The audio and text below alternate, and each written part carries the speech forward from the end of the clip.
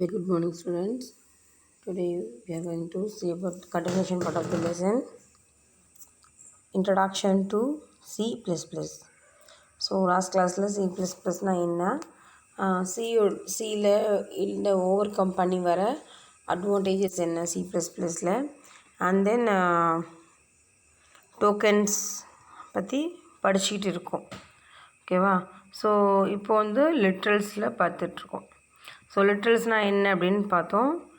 லிட்ரல்ஸ்னாங்கிறது one of the data items ஒன்று. ஓகேவா? அது வந்து என்ன பண்ண முடியாது, அதை சேஞ்ச் பண்ண முடியாது. எப்போ அப்படின்னா நம்மளோட ரன்னிங் டைமில், எக்ஸிக்யூஷன் டைமில் நம்மளால் சேஞ்ச் பண்ண முடியாது. ஓகே, அதில் என்னென்ன லிட்ரல்ஸ்லாம் இருக்குது அப்படின்னா, நியூமரிக்குள்ள integer, real, and then boolean constants and character constants, string literals, so constants. So இதெல்லாம் பற்றி ஒன்று என்னென்னது இப்போ லாஸ்ட் கிளாஸில் சொன்னேன். இப்போ அதை பற்றி இன்னும் என்டெப்த்தாக படிக்க போகிறோம். ஓகேவா? ஸோ ஃபஸ்ட்டு ஒன்று வந்து நியூமரிக்கில் இன்டீஜர். நியூமரிக் அப்படின்னாலே நம்பர்ஸ், ஆமாவா? ஸோ நம்பரில் நம்ம ஃப்ராக்ஷன் வேல்யூ இருக்குது, அண்ட் தென் ஹோல் வேல்யூஸும் இருக்குது. ஹோல் வேல்யூஸை தான் நம்ம இன்டீஜர் கான்ஸ்டன்ட் சொல்லுவாங்க. அண்ட் தென் ஃப்ராக்ஷன் வேல்யூ இல்லையா, அது வந்து பாயிண்ட்ஸ் வச்சு வரும் இல்லையா, அதை வந்து ரீல் நம்பர் அப்படின்னு சொல்லுவோம். ஸோ அதுதான் சொல்லிக்கிறாங்க இங்கே. Integer constants are fixed point constants. Integer are whole numbers without any fractions, and any integer constant must have at least one digit without a decimal point. It may be a signed or unsigned. Signed integers are considered as a negative. Comma and blank space are not allowed as a part of it. In C++, there are three types of integer constants: decimal, octal and hexadecimal. So integer கான்ஸ்டன்ட்ஸ்னால் என்ன அப்படின்னா, whole numbers வைக்கிறாங்க, fraction இல்லாமல் வருது. இது வந்து integer கான்ஸ்டன்ட்டில் என்ன இருக்கும் அப்படின்னா, அட்லீஸ்ட் ஒரு டிஜிட் ஆஃப் டெசிமல் வேல்யூ இருக்கும். டெசிமல் வேல்யூன்னு என்னமா 0 to 9 வருது இல்லையா, அதான் டெசிமல் வேல்யூன்னு சொல்கிறாங்க. ஸோ இதில் வந்து சைன்டு நம்ம இன்டிமேட் பண்ணலாம், சைனாக போடலாம், இல்லை சைன் பண்ணாமல் இருக்கலாம். சைன்டு பார்ட்டை வந்து என்ன சொல்லுவாங்க அப்படின்னா, இன்டீஜர் கன்சிடர்ஸ் நெகட்டிவ். சைன் பாசிட்டிவ்க்கு நம்ம வந்து இன்டிமேட் பண்ணுவோமா, ப்ளஸ் அப்படின்னு சொல்லி ப்ளஸ் 55 ப்ளஸ் 35ன்னு கொடுப்போமா. நம்ம அங்கே சைன் மென்ஷன் பண்ணலை அப்படின்னாலே அது என்னது ப்ளஸ் அப்படின்றதான் மீனிங். ஸோ மைனஸாக இருந்தாலும் இல்லை மல்டிப்ளிகேஷனாக இருந்தாலும் தான் நம்ம என்ன பண்ணுவோம், நம்ம ஃப்ரண்ட்டில் இன்டிமேட் பண்ணுவோம். ஸோ மைனஸ் தான் இன்டிமேட் பண்ணுவோம். ஸோ அதில் என்னென்ன கான்ஸ்டன்ட்ஸ் இருக்குது அப்படின்னா, three types of integer constants இருக்குது. என்னென்ன அப்படின்னா, டெசிமல், ஆக்டல் அண்ட் ஹெக்ஸாடெசிமல். இதெல்லாம் பற்றி நமக்கு ஆல்ரெடி தெரியும். ஃபஸ்ட்டு ஒன்று என்னது டெசிமல். டெசிமல்னால என்ன இருக்கணும் அப்படின்னா 0லேருந்து 9க்குள்ளே இருக்கணும். கம்மாவோ அண்ட் பிளாங்க் ஸ்பேஸோ என்னது நாட் அலவுடுன்னு சொல்லியாச்சு. அதே மாதிரி ஸ்பெஷல் கேரக்டர்ஸும் அலவுட் கிடையாது. ஃப்ரண்ட்டில் கொடுத்துருக்க மாதிரி வேலிடு 725 -27 4.56 இதெல்லாம் வந்து வேலிடு. இன்வாலிடஸ் எல்லாம் என்ன கொடுத்துருவாங்க, கம்மாஸு, ஸ்பேஸு அண்ட் டாலர் சைன்ஸ் எல்லாம் கொடுத்துருக்காங்க. ஸோ இது வந்து இன்வாலிடான டெசிமல் பாயிண்ட்ஸு. அதே ஆக்டல். ஆக்டல் நமக்கு தெரியும் 0 to என்ன பண்ணியிருப்போம், நம்ம 7 வந்து தான் ஆக்டல் அப்படின்னு சொல்லுவோம், நமக்கு தெரியும் இல்லையா. So any sequence of one or more octal values that begins with 0 as a considered as an octal constants. So octal constants பாருங்கள், இங்கே வேலிட் இன்வேலிட் கொடுத்துருக்காங்க பாருங்கள், சேம் ரூல்ஸ் தான் ஃபாலோ பண்ணுறாங்க. கம்மாஸோ பாயிண்ட்ஸ் ஃப்ராக்ஷன் வேல்யூஸோ இது மாதிரி என்ன பண்ணுறாங்க, அலோவ் பண்ண மாட்டாங்க. ஓகேவா? ஸோ 0லேருந்து 7க்குள்ளே இருக்கணும், அதான் வந்து ஆக்டல் வேல்யூஸ். ஏன்னா நம்ம ஆக்டலோட பேஸ் வேல்யூ என்னது 8. So starting value 0 and ending value 7. Then ஹெக்ஸாடெசிமல்னால நமக்கு தெரியும், அதில் வந்து ஆல்ஃபபெட்ஸும் இருக்கும், at the same time numeric வேல்யூஸும் இருக்கும். So 8 to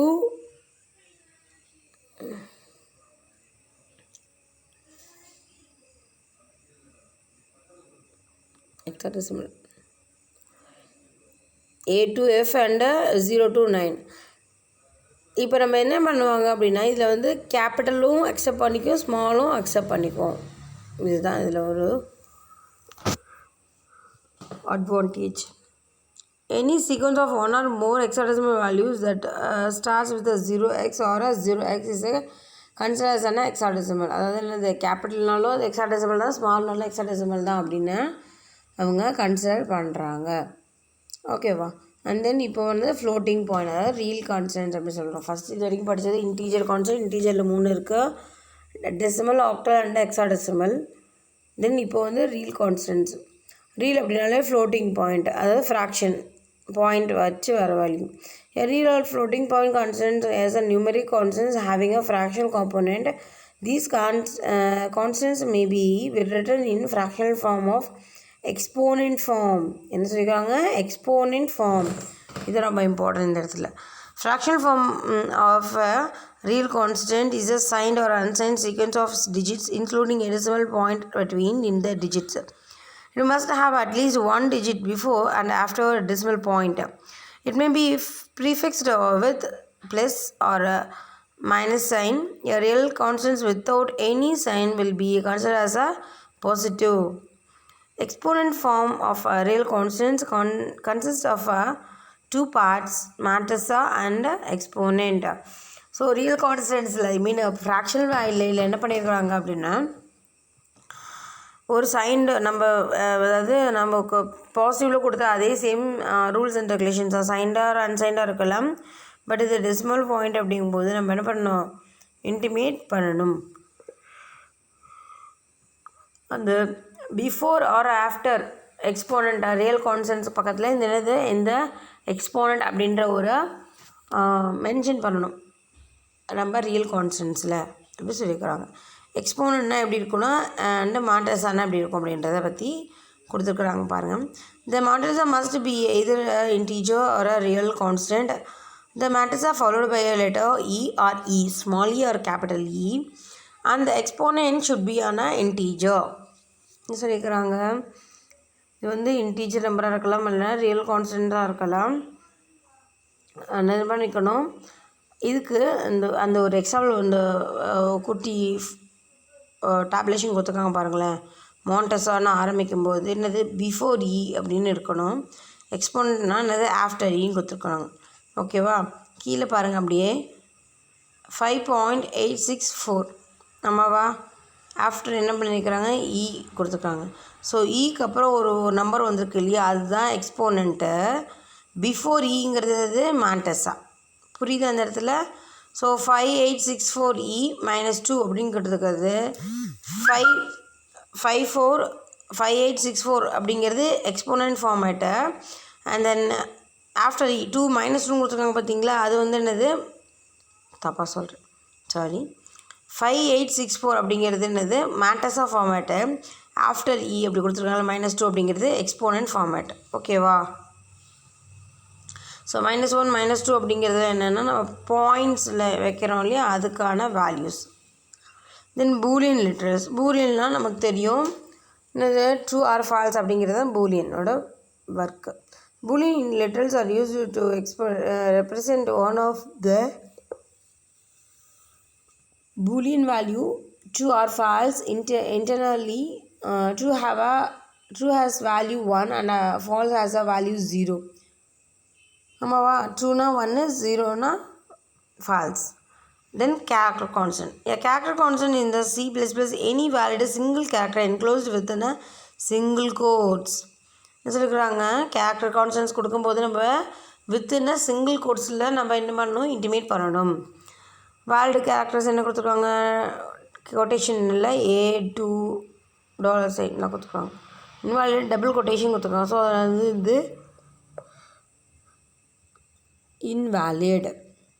Okay. Escape sequence or non-graphic characteristics. அதாவது என்ன அப்படின்னா எஸ்கேப் சீக்வன்ஸ் அப்படிங்கும்போது நம்ம பேக்ஸ்லாஷில் கொடுப்போம். இந்த எஸ்கேப் சீக்வன்ஸ் எல்லாமே நம்மளோட பிரிண்டிங் ஸ்டேட்மெண்ட்டில் அவுட்புட்டில் பிரிண்ட் ஆகாது. ஓகேவா? இதுதான் ரொம்ப இம்பார்ட்டண்டான பாயிண்ட்ஸு. ஸோ எஸ்கேப் சீக்வன்ஸை பொறுத்த வரைக்கும் என்ன பண்ணோம் அப்படின்னா ஒர்க் பண்ணணும். பட் நமக்கு printing statementல visibilized ஆகாது. ஓகேவா? So C++ allows certain non-printable characters represent as a character constants. Non-printable characters are also called as a non-graphic characters. Non-printable characters are those characters that cannot be typed directly from a keyboard during the execution of program in C++, for example, backspace, tab, etc. These non-printable characters can be represented by using escape sequence, and a escape sequence is represented by a backslash followed by 1 or 2 characters.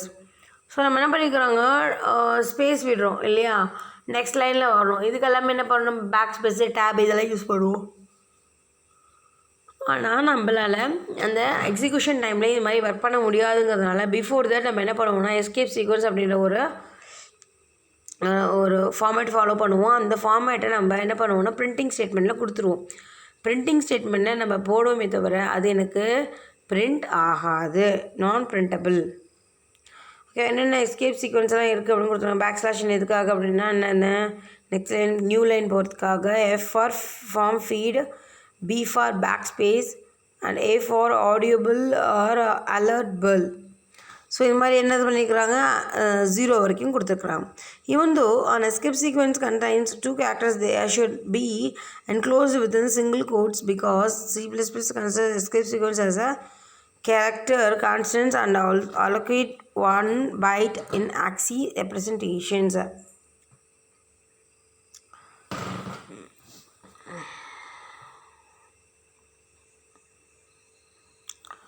Then string literal, last one. நம்ம கேரக்டர்னால் என்னது, single each and every alphabets, அதுதான் constant character சொல்கிறோம். இங்கே வந்து ஸ்ட்ரிங்கை பொறுத்த வரைக்கும் அப்படின்னா மோர் தென் 1 character combine பண்ணது தான் ஸ்ட்ரிங். ஓகேவா? Sequence of characters enclosed within a double quotes are called as a string literals. By default, string literals are automatically added with a special character 0 at the end. Therefore, the string welcome will actually represent it as welcome/0 in memory, and the size of the string is not 7 but 8 characters, that is inclusively of the last character. Valid string literal within a quotation இல்லை double quotationல a, அதுவும் ஒரு valid string தான்.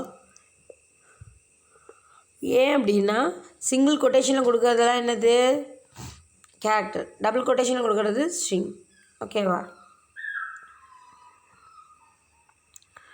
தென் operators அப்படிங்கும்போது என்னது, simple which are used to do some mathematical or logical operations are called as operator. Mathematical or logical, நம்ம இப்போ என்ன பண்ணுவோம், ஆப்ரேட்டர்னா ஆப்ரேஷன் அப்படின்னாலே என்னது, ஒரு வேலை, ஒரு ஃபங்க்ஷன் அங்கே நடக்குதுன்னு அர்த்தம். அந்த ஃபங்க்ஷன் என்ன மாதிரி மேத்தமெட்டிக்கல் பேஸ்டு போகும்போது நம்ம என்ன பண்ணுவோம், இது வந்து ஒரு அடிஷன் ப்ராப்ளமா, இல்லை சப்ராக்ஷனா, இல்லை மல்டிப்ளிகேஷனா, டிவிஷனா, அதுவும் அப்படி இல்லைன்னா பூலியன், அதாவது லாஜிக்கலாக பூலியன் வைஸ்டு போகும்போது என்ன பண்ணுவோம், அண்டா, ஆரா, நாட்டா, எக்ஸ்க்ளூசிவ் ஆரா, எக்ஸ்க்ளூசிவ் நாரா. ஸோ இந்த மாதிரி நிறைய மேத்தமெட்டிக்கல் ஃபார்மேட் நமக்கு இருக்குது. ஸோ இந்த மாதிரி ஒவ்வொரு ப்ராசஸையும் ஃபங்க்ஷனையும் ரெப்ரசன்ட் பண்ணுறது தான் என்னது, ஆப்ரேட்டர்ஸ் அப்படின்றது. ஓகே, நான் என்ன ஒர்க் பண்ண போகிறேன் அப்படின்றத எனக்கு ரெப்ரசன்ட் பண்ணி இன்டிமேட் பண்ணுறது. The data items are a value that the operators act upon the called as operands. Operands அப்படிங்கும்போது என்ன பண்ணணும்னா ஏபி, எதை வந்து வேல்யூ பண்ணி ப்ளஸ் பண்ண, எந்த வேல்யூ நம்ம ப்ளஸ் பண்ண போகிறோமோ அது என்னது, ஆப்பரண்ட். தென் என்ன ப்ராசஸ், அடிஷன், சப்ராக்ஷன், மெடிஷன், அதெல்லாம் வந்து ஆப்ரேட்டர்ஸ். கீழே ஒரு எக்ஸாம்பிள் கொடுத்துருக்காங்க பாருங்கள், 5 + 6 அப்படிங்கிறது, இது 5 + இதில் ப்ளஸ் அப்படிங்கிறது என்னது, ஆப்ரேட்டர். ஏபி அப்படிங்கிறது என்னது, ஆப்ரண்ட்ஸ் அப்படிங்கிறது. ஓகேவா? இந்த operators are classified as a basic of the number of operands. இது ரொம்ப இம்பார்ட்டண்டானது, இது ரொம்ப basic for future. Unary operator binary operator, ternary operator கொஷின்லேயே உங்களுக்கு ஆன்சர் இருக்குது. யூனரி அப்படிங்கும்போது ஒன்றே ஒன்று தான். ஸோ என்னது ரெக்யர் ஒன்லி ஒன் ஆப்ரண்ட். பைனரினா நமக்கு தெரியும் 2, ஆமாவா? 0வாக இருக்கலாம், இல்லைன்னா 1ஆக இருக்கலாம். இது என்னது 2 பைனரி வேல்யூ படித்தோம் இல்லையா? தென் டெரினரி அப்படிங்கும்போது 3 ஆப்ரண்ட்ஸ் நமக்கு தேவைப்படும். ஏபிசி அப்படின்ற ஒரு 3 ஆப்ரண்ட் நமக்கு தேவைப்படும். இது என்னது டெர்னரி ஆப்ரேட்டர்ஸ் அப்படின்னு சொல்லுவாங்க. ஸோ பைனரி ஆப்ரேட்டர்ஸில் என்னென்னலாம் இருக்குது அப்படின்னா arithmetic, relational, logical, assignment and conditional. இது ரொம்ப இம்பார்ட்டண்டான கொஷின்ஸு. எல்லா லெசன்லேயுமே இந்த வருஷம் கிடையாது, நெக்ஸ்ட் வருஷமும் போய் உங்களுக்கு பைத்தானில் இதை பற்றின ஆப்ரேட்டர்ஸ் அப்படின்னு படிப்பீங்க. ஆப்ரேட்டர் அப்படின்னாலே காமன் தான், அது எந்த லாங்குவேஜ் போனாலுமே. ஓகேவா? ஸோ அரித்மெட்டிக் அப்படின்னா அது ப்ளஸ் மைனஸ் மட்டும்தான் அதில் நம்மளை இன்டிமேட் பண்ண முடியும். ஸோ இது நீங்கள் என்ன பண்ணுறீங்க, பேசிக்காக நல்லா படிங்க. இந்த லெசன்ஸ் நீங்கள் 11th படிக்கும்போது என்னது இந்த சப்ஜெக்டில் எல்லா சப்ஜெக்ட்டுமே பேசிக்காக இருக்கும். ஏன்னா இதை பேஸ் பண்ணி தான் நீங்கள் காலேஜா 12th எல்லாமே நம்ம என்ன பண்ண முடியும், படிக்க முடியும். 10th வரைக்கும் காமனாக படிச்சிருப்பீங்க. ஃபிசிக்ஸ், கெமிஸ்ட்ரி அப்படின்னு இண்டிவிஜுவலாக அவ்வளோவா இன்டெப்த்தாக படிச்சிருக்க மாட்டீங்க. ஓகேவா? அதே மாதிரி தான் இப்போது ஒவ்வொன்றுமே நல்லா ஃபுல் ஃப்ளெஜ்டாக படிக்கிறீங்க, இன்டெப்த்தாக. ஓகேவா? ஸோ ஃபஸ்ட் ஒன்று இது அரித்மெட்டிக் ஆப்ரேட்டர். அரித்மெட்டிக் ஆப்ரேட்டர் என்னது, அடிஷன், சப்ராக்ஷன். அதாவது கீழே கொடுத்துருக்காங்க பாருங்கள் tabulation. Addition, subtraction, multiplication, division and module. இங்கே என்ன மேடம் மாடியூல், டிவிஷன் மாதிரியே தான் மாடியூலில். டிவிஷனில் நம்ம என்ன பண்ணுவோம் அப்படின்னா கோஷியன்ட் வேல்யூ நம்ம மென்ஷன் பண்ணுவோம். நம்ம கோஷியன்ட் வேல்யூ எங்கே இருக்கும், மேலே இருக்கும் இல்லையா? கோஷியன்ட்டில் நம்ம என்ன பண்ணுவோம், டிவிஷன் வேல்யூவை கொடுப்போம். இந்த இடத்துல மாடியூல்ஸை பொறுத்த வரைக்கும் நம்ம என்ன பண்ணுவோம்னா ரிமைண்டரோட வேல்யூவை தான் என்ன பண்ணுவோம், எடுத்துப்போம். ஓகேவா? So quotient for division and reminder for modules. ஓகேவா? இந்த ஒன்று தான் டிஃப்ரென்ஸ். மித்தபடி அடிஷன் தான், சப்ராக்ஷன், மல்டிப்ளிகேஷன். இந்த ப்ராசஸ் தான் எங்கேயுமே நடக்கும். சிஸ்டமும் அந்த ப்ராசஸ் தான் பண்ணணும். நம்மளோட ஃப்ராக்ஷன் ஆஃப் செகண்டில் பண்ணணும். இவ்வளோதான் டிஃப்ரென்ஸ். ஓகேவா? Then increment and decrement operator. கொஷின்லேயே ஆன்சர் வருது இல்லையா? இன்க்ரிமெண்ட்னா என்னது, அதிகமாகிட்டே போகுது. டிக்ரிமெண்ட்னா குறைஞ்சிட்டே வருது. ஸோ இன்க்ரிமெண்ட்டுங்கிறது ப்ளஸ்ஸு, டிக்ரிமெண்ட் அப்படின்னா மைனஸ் அப்படின்ற ஒரு ஆப்ரேட்டரை நமக்கு இன்டிமேட் பண்ணுவாங்க.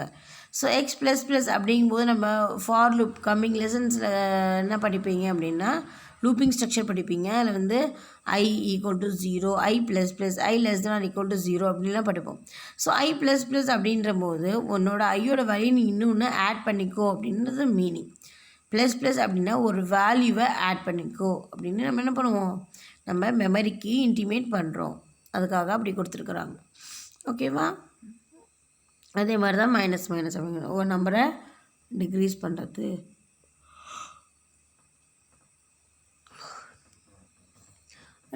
Relational operators. ரிலேஷன் அப்படின்னாலே ஒரு கண்டிஷனை நம்ம செக் பண்ணுறது.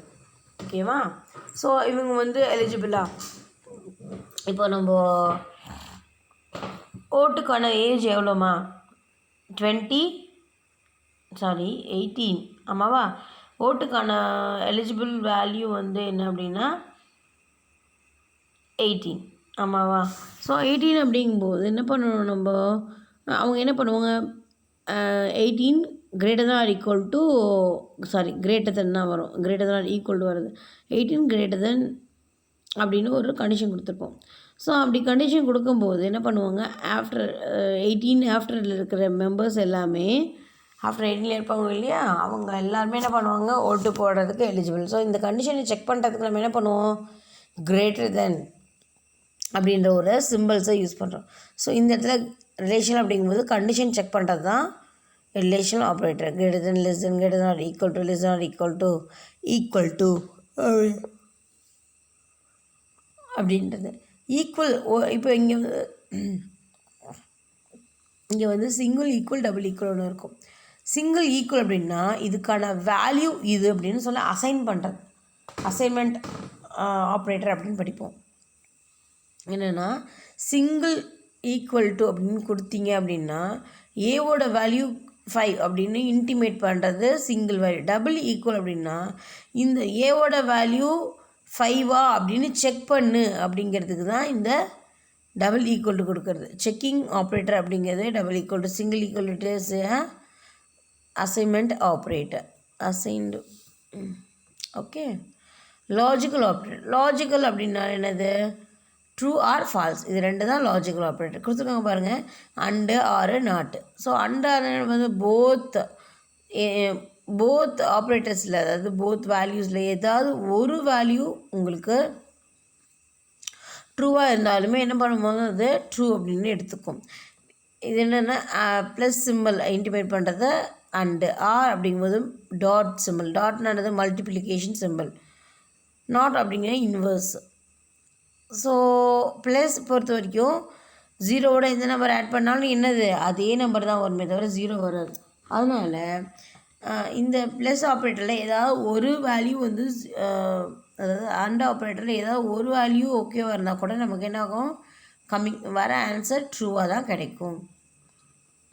ஸோ ஆர் கேட்னால் எல்லாத்துல ரெண்டுமே என்ன பண்ணணும் அப்படின்னா நம்பரிங் ஒர்க்கிங் நம்பராக இருக்கணும், ஜீரோஸ் வந்து வரக்கூடாது. ஓகேவா?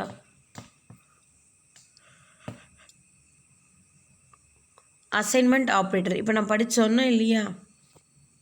அசைன்மெண்ட் ஆப்ரேட்டர்னால் எப்படி இருக்குன்னா, ஒரு வேல்யூவை அசைன் பண்ணுறது. ஏவோட வேல்யூ என்னென்னு 32 அப்படின்றத இன்டிமேட் பண்ணுறது தான் இந்த அசைன்மெண்ட் வேல்யூவோட ஒர்க்கு. ஸோ இங்கே வந்து சிங்கிள் ஈக்குவல் மட்டும்தான் போடணும். நம்ம போடுவோம்ல, ஏவோட வேல்யூ 5, பியோட வேல்யூ 7 அப்படின்ட்டு, அது மாதிரி தான் இங்கே. தென் கண்டிஷனல் ஆப்ரேட்டர் அப்படின்னா என்னது? இது டெர்னரி ஆப்ரேட்டருக்கு என்னமா தேவைப்பட்டுச்சு? 3 ஆப்பரண்ட்ஸ் தேவைப்படுது. ஸோ இங்கே என்ன பண்ணுவாங்க அப்படின்னா கொஷின் மார்க் ஒன்று போடுவோம்.